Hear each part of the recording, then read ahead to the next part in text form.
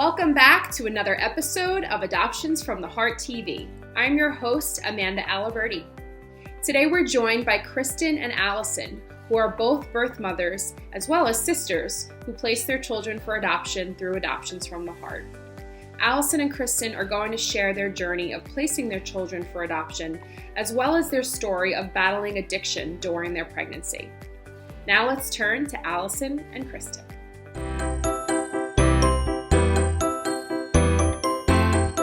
So welcome, Alison and Kristin. Hey. Thanks for being here. Not a problem. Can you guys share a little bit with everyone about your journey of dealing with your addiction and being pregnant during your processing with us? Like most things, since I'm the older sister, I started out using drugs first, and then I also placed for adoption first. And it was insanely difficult watching my little sister go through what I was going through, and I was scared that there wasn't going to be any families that wanted a baby, not just with addiction issues, but I mean, all addiction is hiding mental health issues and then, you know, any issues that follow that. But there were, you gave me a binder to go through that met every need that just wanted to love my baby. And Kristin was there every step of the way because child's father wasn't. You and Kristin literally got me through that. And I was terrified that, because it was too hard for me, they came down to visit me and made sure I was okay and that I wasn't sad. And Kristin made me feel like if I could get through it, then since she was following mere months after I placed, maybe she could. And having the amazing support from the agency and from my family, like adopted family and my family that I did, it made it possible. But when I first contacted you, I thought, when I was honest with you and told you that, like, look, I've been on opiates and I'm bipolar and schizoaffective, you were going to be like, well, we don't want that damaged baby. But he's not damaged. And there were, like, people, just a lot of people that wanted to love him. And it was surprising, but I'm glad it went that way. And Kristin had a completely different experience than I did. Hers just fell into her lap via stork, but yeah, I know for Kristin, one of the biggest things we always appreciate about her and her best quality is that she's always honest. And I would like for you to share a little bit, Kristin, about what it was like for you kind of in your journey of addiction and possibly relapsing during your pregnancy and how that felt knowing you were intending to place this child with an adoptive family. Well, being in addiction is kind of like the biggest thing that made me realize that he needed and deserved a better life. Me too. My daughters were already struggling with me throughout my struggles in my addiction, and they shouldn't have had to deal with that. So I didn't want to subject another child to it. He deserved the very best. And when I was about 13 weeks pregnant with my son, I checked into rehab. I wanted to go in and get clean, and they told me because I was over 12 weeks pregnant, I had to get on methadone maintenance, which I was very, very angry about. I didn't want to just replace one drug for another. And my thing was, what I said to him was, when I'm done and I have this baby, I'm gonna be right back in here trying to get off methadone. You're just replacing one thing with another. So I dealt with that. I went on to the methadone maintenance, stayed at the lowest dose possible, and I stayed clean for about 2, almost 3 months after getting out of rehab. Which was only about a month before I gave birth to my son. I relapsed.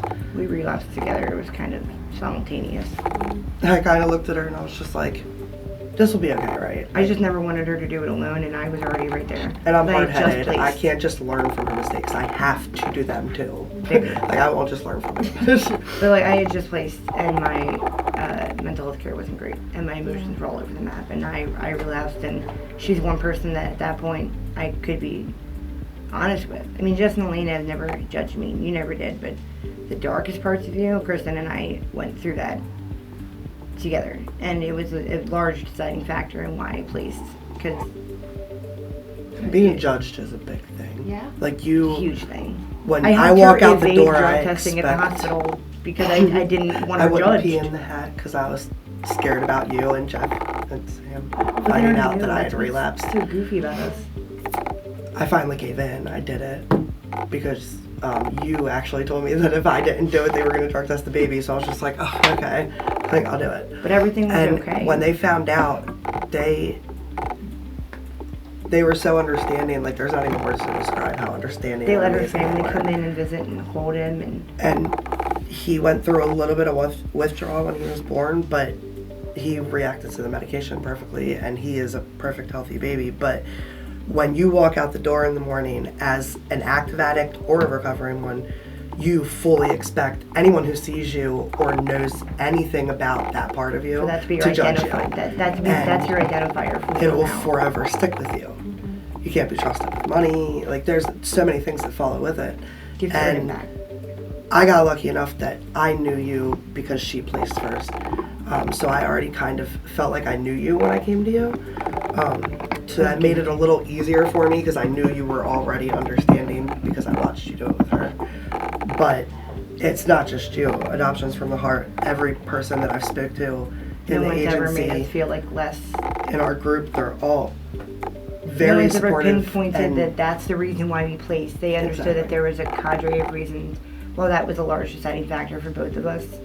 It doesn't mean that when the addiction disappeared, because we got clean I say on placing Mother's our Day and the children year is what following. helped us finally say this is it. Like we need to just. But it This is didn't not the life. we need to be disappear all living. the problems that placing would have still trapped both of our children in. Like we had to unlearn behaviors that were ingrained for years on years that addiction brought on us, and not only would it have harmed or taken from our children that we placed, the children that we already had would have missed out. And now that we're the parents, or at least well on the way to being the parents that we want to be every day for them, I know I couldn't have gotten here without placing Isaac and knowing it was with a good family that didn't judge me and knows his background and knows that he has a predilection for addiction, so that they need to keep an eye on that and that they have a person they can come to. Jeff and Sam even sent me flowers when they saw that I had posted that I was getting clean.